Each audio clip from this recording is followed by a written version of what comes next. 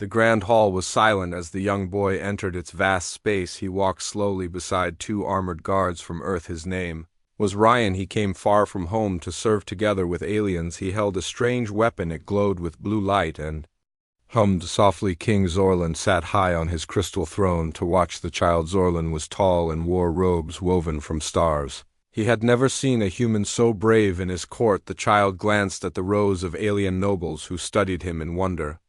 All around him the walls glowed with shifting murals of past battles. The Earth guards stood stiffly and waited for the king to speak. King Zorlan's deep voice filled the hall. Let the test begin. Now, he said. Ryan felt a quick thrill of fear and excitement at the same time. He stepped forward and raised the weapon by its smooth metal handle. It felt surprisingly light for something so big and full of power. The king nodded, and the instructors signaled the start of the challenge. One instructor led Ryan to a large platform at the center of the hall. This platform floated above the ground and could shift shape. When needed, it held targets that glowed red at different distances on the far wall. The instructor explained in his alien tongue, but spoke also in basic human speech. He said the child had 3 hours to master this energy weapon completely. Ryan took a deep breath and remembered his training back on Earth. He closed his eyes for a moment and thought of his mother's calm voice. She said, "Believe in yourself and never panic when you face the unknown." He opened his eyes and examined the weapon more carefully.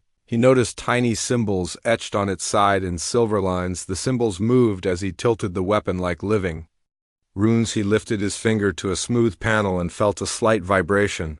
It seemed to respond to his touch and glow brighter. Where he pressed, his mind raced to understand the strange energy flow inside. The instructor stood watching but did not speak unless Ryan asked. Ryan nodded at the instructor and lifted the weapon to his shoulder. He aimed at the nearest target and held his breath very still. Nothing happened, and the weapon was silent as a statue. Ryan's heart sank for a moment, but he glanced up at the king. Zorlan leaned forward, slightly showing interest in the child's effort. Ryan remembered Earth lessons in persistence and tried again. He shifted his fingers along the panel until the symbol glowed green. Suddenly, a thin beam of light shot from the barrel of the weapon. It struck the first target with soft crackle of energy. The red glow faded and the target turned dark gray. Quietly, a murmur ran through the alien nobles at Ryan's success. He felt a surge of hope and released his tension in a small smile, but he did not celebrate. He focused on the next target 2 meters away. The beam felt unstable and wavered in the air as he aimed. He closed his eyes for a split second to calm his racing mind. Then he opened them and adjusted the weapon's angle slightly. This time the beam held steady and the target burst into sparks in the crowd. The alien trainees frowned in surprise and admiration. The instructor nodded once at Ryan as if impressed silently. Ryan felt the weight of the weapon's power in his arms. Now he lowered it gently and breathed deeply to slow his heartbeat. He looked at the king, expecting praise or another command. King Zorlan only watched quietly. His eyes gleamed with curiosity. Ryan touched the runes again and felt the metal warm under his fingers. He realized there were more energy modes to explore. Next, the instructor beckoned him to try the second hour of the test. Ryan nodded and moved to a different platform that shifted beside him. This platform had moving obstacles between him and the targets. He braced himself and lifted the weapon once more with care. He had studied drills from Earth, but none prepared him for alien tech. The first obstacle slid across the beam path and blocked his line of sight. Ryan adjusted quickly and moved his body to peek between the barrier. He squeezed the trigger and the beam cut a small hole through the barrier. The crowd gasped at the raw power of the weapon in human hands. Ryan felt his body hum with adrenaline and concentration. He held the weapon firmer and tracked the targets as they changed shape. The second hour slipped by in a blur of trial and error. Ryan learned new gestures that activated hidden panels on the weapon. Each success gave him more confidence to face greater challenges ahead. At the end of the second hour, the instructor nodded and smiled slightly. Ryan lowered the weapon and felt exhaustion in his arms, but not fear. The king stood slowly and clapped his hands once so softly the sound echoed in the hall, and all eyes turned to King Zorlan. He spoke in his deep voice. "The human child learns fast and well. The child stands not just before me, but before all my people. Let the third and final hour begin. Now let us see his true skill." Ryan took a final breath and raised the weapon to his shoulder again. He felt calm and ready for what came next in the great test. Ryan stood on the floating platform, feeling the hum of the weapon in his hands. He felt the weight of every moment as he prepared for the final hour of the test. The hall was quiet except for the soft breathing of the watching crowd. King Zorlan's gaze was steady and curious. Instructor Quila hovered nearby, ready to guide if asketh. Third hour began with a signal of shimmering light along the walls. Targets appeared in new shapes and sizes. Some glowed like spheres, others looked like thin rods of energy. The obstacles moved faster and blocked more of Ryan's view. He raised the weapon and found his grip steady again. He felt the metal hum as energy pulsed through its core. He aimed at the nearest glowing sphere at his left this time. He used a two-finger press on the side panel he had discovered in the second hour. A beam of bright blue light shot out clean and true. It struck the center of the sphere and shattered it into fragments that fell like raindrops. The crowd murmured. In Apravalrian allowed himself a moment to appreciate the small victory. Then he turned to face a line of thin rods. They glowed orange and flickered like flames. He adjusted the symbol pattern on the weapon and felt the metal warm beneath his fingers. He had seen a similar pattern when the instructor explained advanced modes, though he did not understand the words. He had watched the glowing runes shift. He lifted the weapon and squeezed the trigger gently. Instead of a solid beam, the weapon cast a sweeping wave of energy that cut each rod in half. The rods collapsed in slow motion.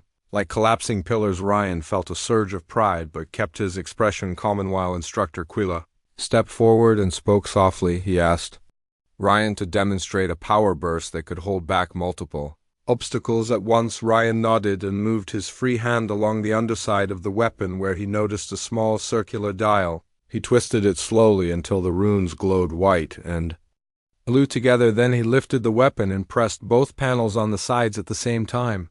A wide cone of energy erupted from the barrel and pushed away the moving barriers in one wave. The platforms shook with the force and the hall lit up.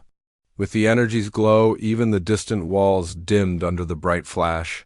The crowd gasped at the display of raw power. King Zorlan stood and leaned on the armrest of his throne. He spoke in a low voice that echoed around the hall. The child wields power like a seasoned warrior. The council members exchanged surprised looks. None had expected a human to learn so quickly. Ices of respect and caution spread across the alien. Fashestrian lowered the weapon and exhaled slowly to calm his racing heart. He felt sweat on his brow, but he smiled quietly at the progress he had made. He remembered his mother's words about staying calm under pressure. It had served him well so far. Instructor Quila signaled for the next challenge. Several targets and obstacles vanished, and a single large energy orb appeared at the far end of the platform. It glowed with multiple colors, cycling through red, blue, and green.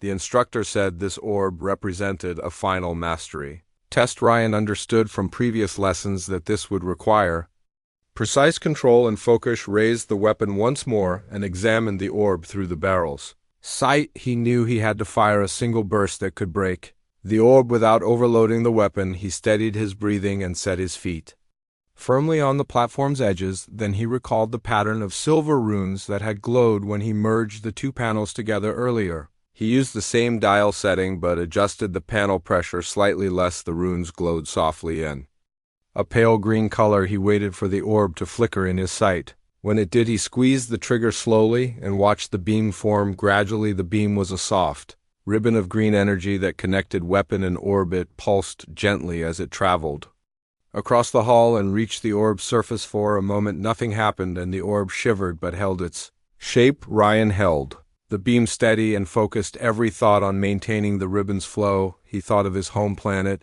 and of his promise to honor Earth in this alien court. He strengthened his will and felt the beam grow in brightness. The orb glowed brighter and spread cracks across its surface. Finally, the orb shattered in a shower of colored lights that drifted to the floor like glowing petals. The hall was silent until the fragments vanished and the platform returned to its normal steady. A roar of applause arose from the alien nobles and trainees. The guards from Earth stood in stunned awe. Instructor Quila bowed once to Ryan in deep respect. King Zorlan rumbled a low laugh of approval. He rose from his throne and raised a hand for silence.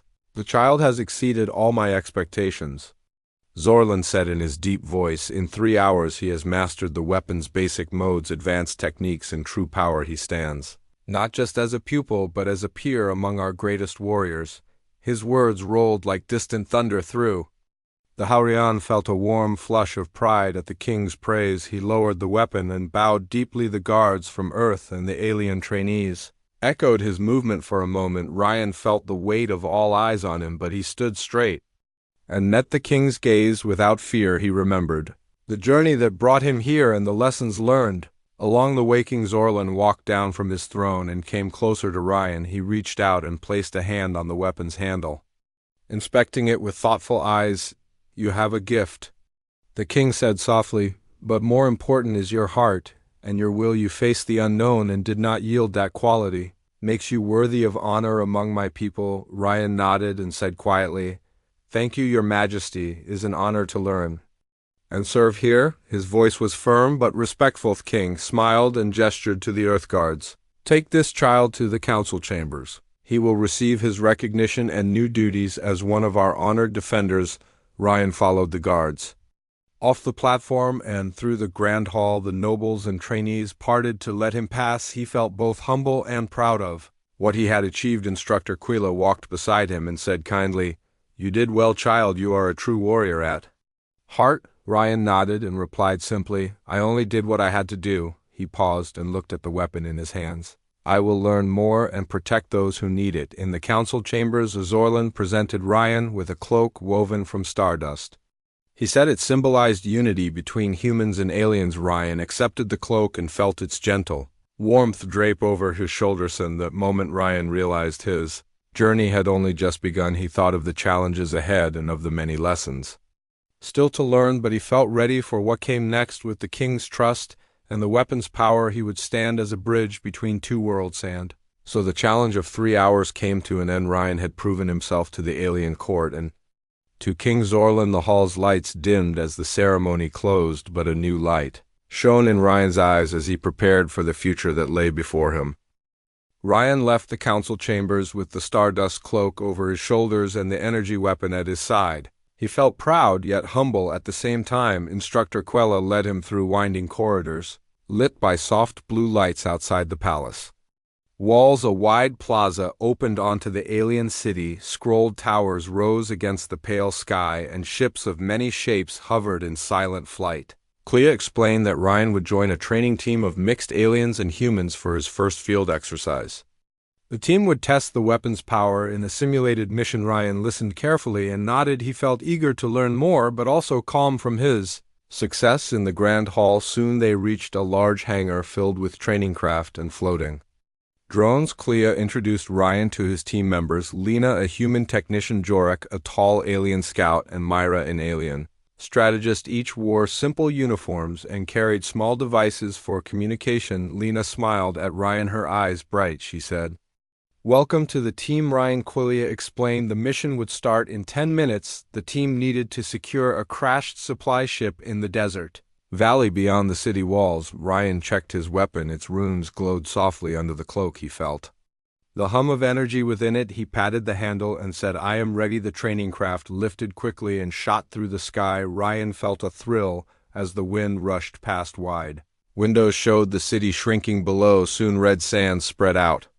under them, and rocky hills cut the horizon. When they reached the drop point, the craft hovered low and opened its ramp. Jorak jumped out first and rolled across the sand. Ryan followed closely. He felt the hot wind on his face and smelled the dry earth. Lena set up a scanner near the crashed hull of a supply ship. It lay broken and half buried in the sand, its metal skin scorched and torn. Clea gave the order move and protect the scanner from simulated hostiles. Ryan raised his weapon lightly and checked the runes. He held the barrel steady and waited. Clea nodded, and the obstacle drones rose from their hiding spots among the dunes. Small spherical drones hummed and shot energy bolts at the team. Ryan fired his weapon in a thin beam, cutting through the sand to strike one drone. He adjusted quickly to switch to a wider burst that knocked back 2 more. Jorak fired arrows of light from his bow, and Myra directed them with clear commands. Lena worked on the scanner, planting energy stabilizers. Clea covered her with a protective cone of energy. At Ryan's urging, the weapon's energy mode shifted, Smoothly, he pressed the side panel for a focused beam and cut a path through a narrow canyon when they reached the scanner Jorak. And Ryan stood guard. The drones circled closer. Ryan held the weapon firm and felt the runes pulse with warning. He aimed at a drone that tried to strike from above and blocked its bolt. With a quick burst of energy, Lena smiled and tapped her device. The scanner hummed and projected a blue hologram of supply pods inside the ship. She said, "Mission half complete." Quillia nodded, but warned more drones lay ahead.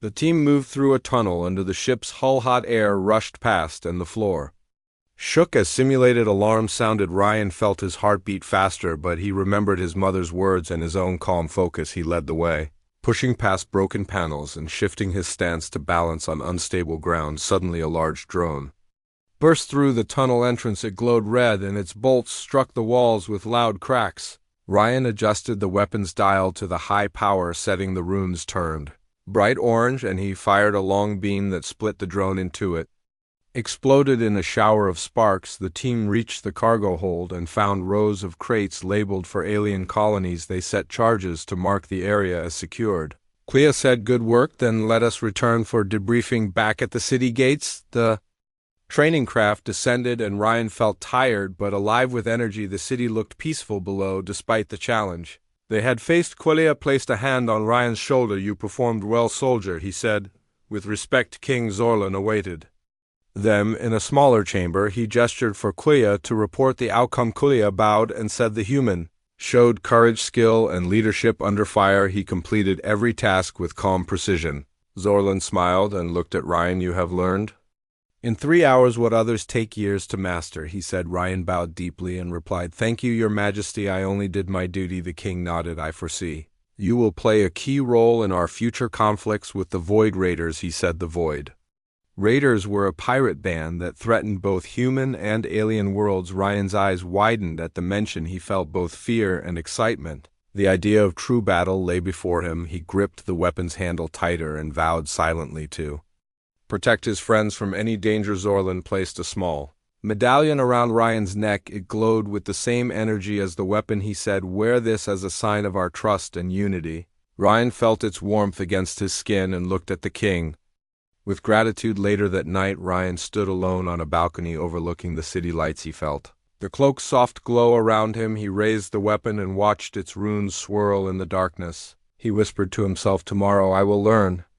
more. I will protect them all with this power." He turned and walked back inside, ready to rest his mind, but not his spirit, for the challenges ahead. In the quiet of the palace, Ryan dreamed of distant stars and the friends he would soon make among humans and aliens. Together, they would face the coming storm and prove that courage and unity could conquer any foe.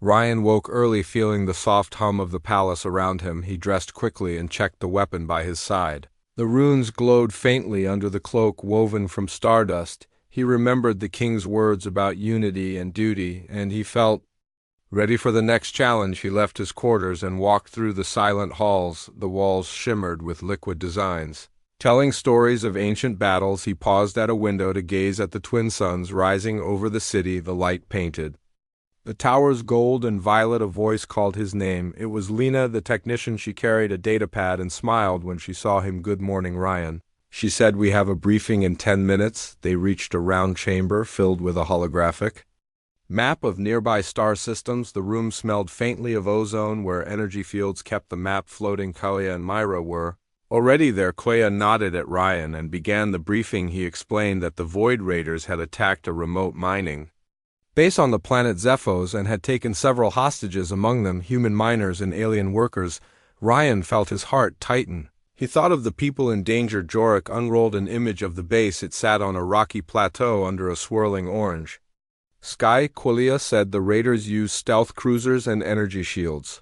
The army lost contact after their first strike. Our forces need a precise strike to rescue the hostages. Ryan studied the map and the images. Then Myra spoke. The base's shield generator lies at the western ridge. If we disable it, the raiders' defenses will fall. Clea added, "And that is where the hostages are held, in the main control center." Ryan nodded. "I understand," he said, pointing at the ridge. "We strike the shield, the move in to free them." Myra smiled. "You grasp tactics quickly, child." Clea said, "Indeed. We will split into two teams. Team Alpha will focus on the shield. Team Beta will secure the hostages once the shield is down.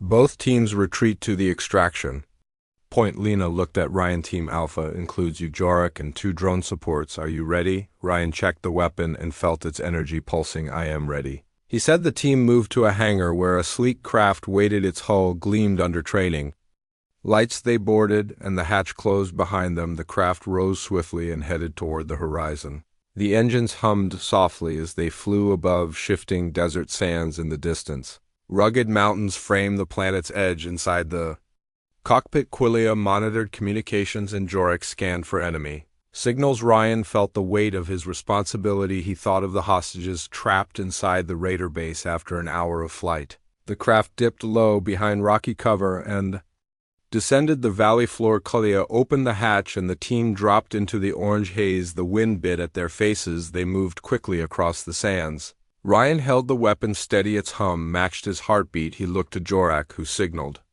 "All clear for now." They reached a rocky ledge overlooking the base. The shield generator glowed pale green.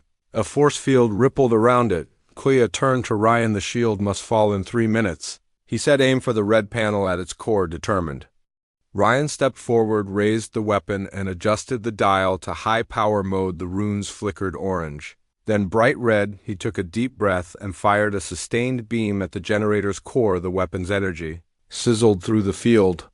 Cracks appeared on the shield. Ripples faltered, then collapsed in silence. The team cheered quietly. Jorik nodded. "Well done, Ryan, but we must move now." The shield generator sparked and short-circuited. Alarm klaxons blared and turret drones activated.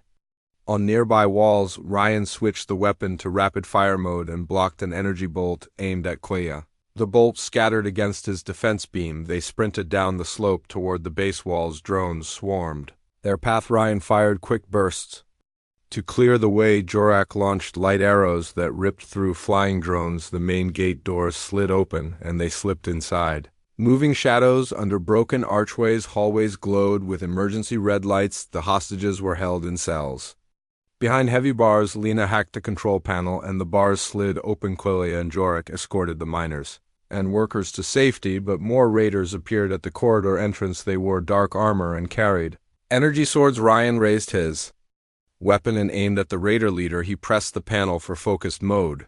A bright beam shot out and pinned the leader to the wall. The others hesitated behind him. Jorik rushed forward. His arrows disarmed 2 raiders, and Quillia used a power cone to knock down another. Ryan lowered the beam and freed the pinned leader, who fell unconscious. Quillia said, "Move quickly to the extraction point." They guided the hostages through winding corridors. Ryan stayed close to Lena and helped guide them over.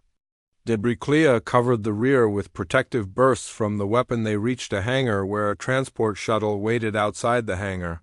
The sky blazed with warships launching fighters. Energy bolts streaked across the desert, but above it, all the team boarded swiftly. Hostages first. During the flight back, Ryan looked at the grateful faces around him. A young miner named Paul smiled and said, "Thank you, kid." The miners cheered softly. Quillia rested his hand on Ryan's shoulder. "You have heart and skill," he said. "The king will be proud." Back in the palace, Zorlin awaited them in the throne room. The king's crystal eyes glowed with approval. He said, "Welcome, heroes of Zephos." He walked down the stairs and placed medals on each team member, including Ryan. Ryan felt the medallion's weight warm against his chest. Zorlin said, "Your courage saved countless lives today." Child Ryan bowed deeply and said it was an honor to serve. After the ceremony, Ryan walked alone in the palace gardens under glowing trees. He held the weapon and felt its gentle hum. He thought of the mission's success and of the lives saved, but also of the battles ahead. He whispered, "I will protect them always." A firefly-like drone landed on his shoulder.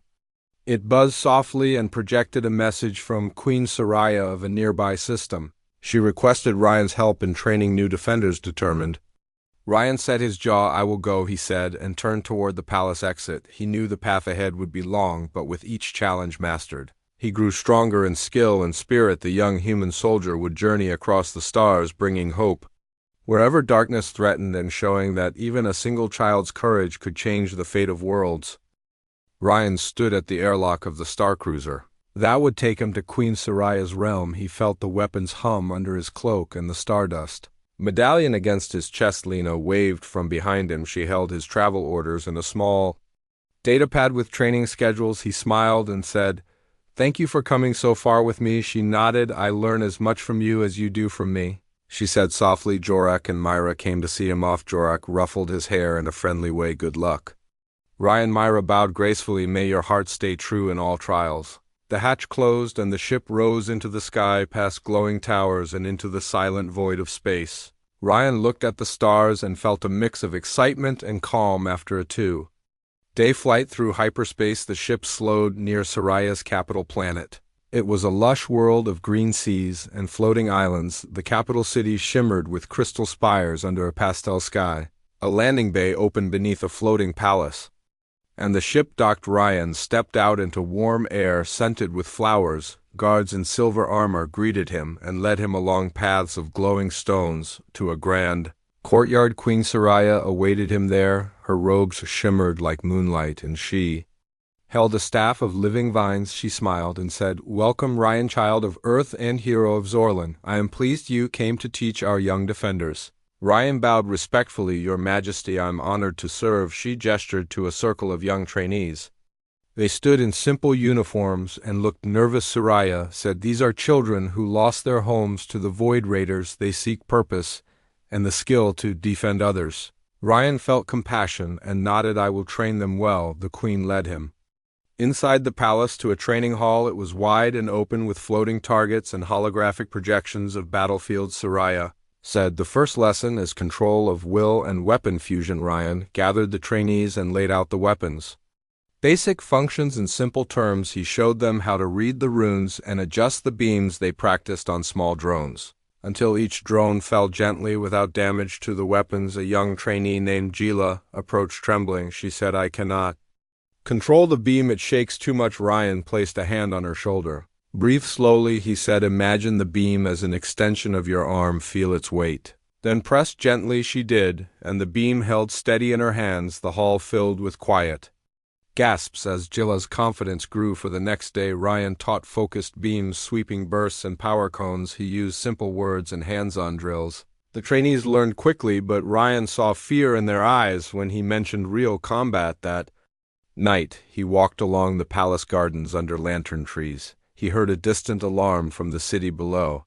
He drew his weapon and ran toward the walls outside. The city gates. Raider fighters swooped low and fired glowing bolts. The city shields flickered under heavy fire. Ryan raised his weapon and joined the city defenders on the walls. He aimed a power cone at a group of fighters diving toward the gate. The cone formed a barrier of energy that deflected their bolts. Ryan felt adrenaline and calm focus as he held the beam steady. A nearby turret struggled to track fast ships. Ryan guided its aim with clear commands, and it struck a raider craft that spiraled away in sparks. The Queen's Guard leader shouted, "More ships coming from the west. Rise to meet them." Ryan nodded and left the wall. He sprinted across the courtyard to the training hall. He told the trainees, "Gather inside and follow me." He led them down corridors lit by emergency lights through an armory where he selected additional energy devices. He taught the trainees how to attach small shield emitters to their belts, then return them to the walls. Ryan said, "Together we hold the line."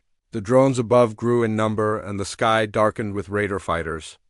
Ryan and the trainees formed a circle on the wall. He stood at the center, raised his weapon, and opened a wide cone. The trainees did the same, and a dome of energy spread above their heads. The raiders fired on the dome, but the beams slid off its surface like water off glass. Koya arrived with reinforcements from King Zorlan's fleet. He signaled Ryan that help had come. Ryan held the dome as long as he could, then collapsed it gently to let the trainees rest. The Queen joined him on the wall. She said, "Your leadership saved them, child." He shook his head. "They saved themselves by trusting their hearts." He replied softly. The raiders retreated under the combined fire of the Queen's fleet and Zorlan's ships. Ryan watched as the last raider craft vanished into space. The city cheered, and Ryan felt pride for the trainees he had guided through their first battle. Later, Queen Soraya held a banquet in his honor. Guests from many systems arrived. They spoke of his courage, skill, and kindness. Ryan thanked them simply and said, "I share this honor with my friends and mentors." The night ended with music of alien instruments and dancing lights under the stars.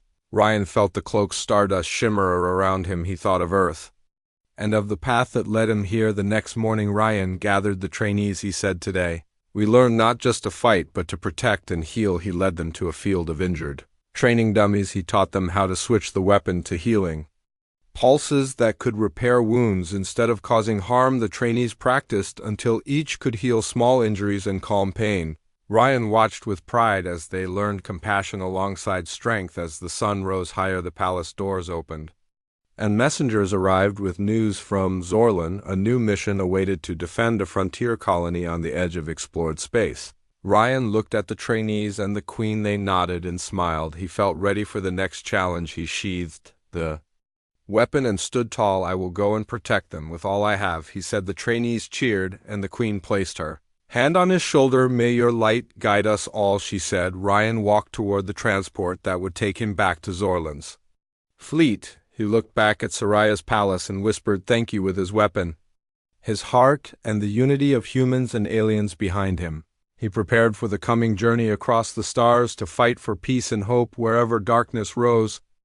Ryan stood on the deck of the scout ship as it flew toward frontier colony Arcadia. It lay on the edge of known space amid swirling asteroid fields. The colony sent a distress signal saying they faced a siege by void raiders and needed help. He felt the hum of his weapon beneath his cloak and the stardust medallion at his neck. He thought of the trainees he had taught and the lessons learned from Zorlan and Soraya. When they arrived at Arcadia, the sky glowed with explosions and ships darted across the stars. Ryan helped guide the colony's defense fleet into position using his weapon to boost shield arrays and deflect incoming fire. The colony's governor, Martha, greeted him anxiously, her face lined with worry. She said, "Thank the stars you came in time." The raiders breached the outer perimeter and entered the main habitat. Ryan nodded and said, "I will lead the defense." He gathered a mixed team of human soldiers and alien guards, including Jorik, Lena, and 2 trainees from Soraya's realm. They boarded a shuttle and descended toward the raging battle below. The shuttle landed near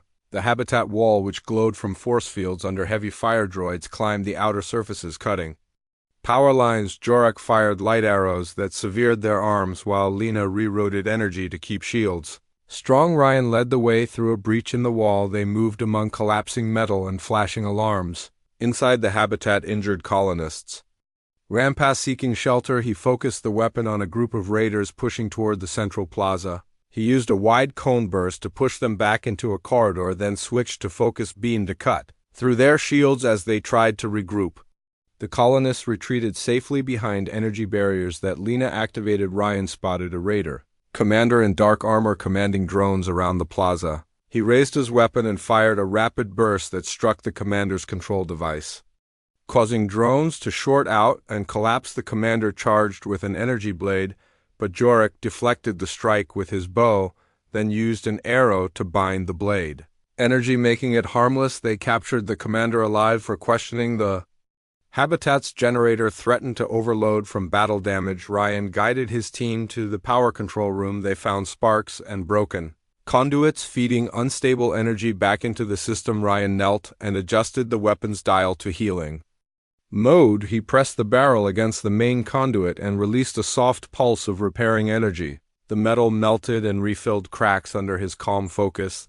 Then he switched to energy burst to realign the circuit nodes. The system stabilized, and alarms fell silent. The governor and colonists cheered as lights returned to normal. Ryan felt relief wash over him, but he knew the battle was not over outside. The habitat raider capital ships loomed. They prepared to fire a final strike that would destroy the colony. Ryan and his team raced back to the shuttle and soared into space above Arcadia. The raider ships fired a massive energy beam that split a mountain on the planet's surface.